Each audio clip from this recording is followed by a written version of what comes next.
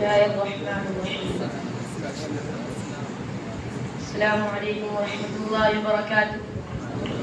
الحمد لله بكرة وأصيلا، والصلاة والسلام على محمد وآله وأصحابه سلاما جميلا. أما بعد، قال النبي صلى الله عليه وسلم: لكل شيء علم وعلم الإيمان الصلاة. محترم حضرات، اس حقیر صلابہ تفسیر نے آپ کے سامنے ایک مختصر سی حدیث پڑھی ہے. اس کا ترجمہ یہ ہے: سرکار دو عالم جناب محمد رسول اللہ صلی اللہ علیہ وسلم نے ارشاد فرمایا ہے کہ ہر چیز کا ایک نشان ہوتا ہے اور ایمان کا نشان نماز ہے. حضرات، دنیا میں بات بات کے لوگ اور قسم قسم کی پارٹیاں ہیں. کوئی عربی ہے اور کوئی ایرانی، کوئی فرانسی ہے تو کوئی جاپانی، کوئی چینی ہے تو کوئی ہندوستانی، کوئی فرانسی ہے تو کوئی جاپانی. اسی طرح آپ کے ملک میں مختلف پارٹیاں ہیں. کسی پارٹی کا نام کانگریس ہے تو کسی کا کمیونسٹ، کسی کا نام جن سنگھ ہے تو کسی کا سوشلسٹ.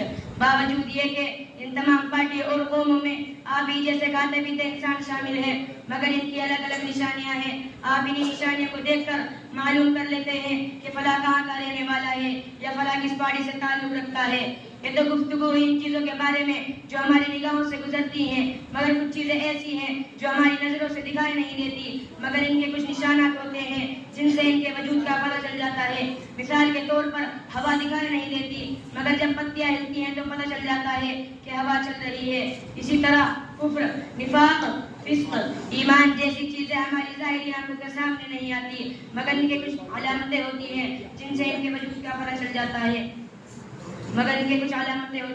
جن سے ہم پہچان جاتے ہیں کون مخلص ہے اور کون منافق، کون مومن ہے اور کون فاسق. اس حدیث میں ایماندار کی نشانی بتائی گئی ہے کہ وہ نماز پڑھتا ہو، روزہ ہے چند مخصوص دن کے لیے، حج و زکوٰۃ ہے صرف دولت مندوں کے لیے. لیکن نماز ایک ایسی چیز ہے جو سال کے ہر دن، امیر ہو یا غریب، دولت مند ہو یا فقیر، جاہل ہو یا عالم، سب پر فرض ہے. یہی وجہ ہے کہ تاجدار مدینہ، فخر الرسل جناب محمد رسول اللہ صلی اللہ علیہ وسلم نے ارشاد فرمایا ہے: من ترک الصلاۃ متعمدا فقد کفر. جس آدمی نے قصداً نماز چھوڑی اس نے کافر والا عمل کیا.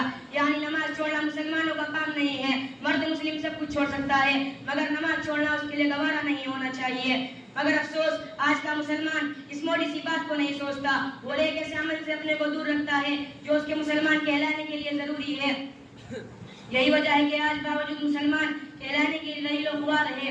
دنیا میں ذلت و نکبت ہمارے ساتھ لگی ہوئی ہے. اگر یہی حال رہا تو ہم آخرت میں کامیابی کا منہ نہیں دیکھ سکتے. ہمارا کام کہنا ہے، کاش کہ آپ سنیں اور اس پر عمل کریں.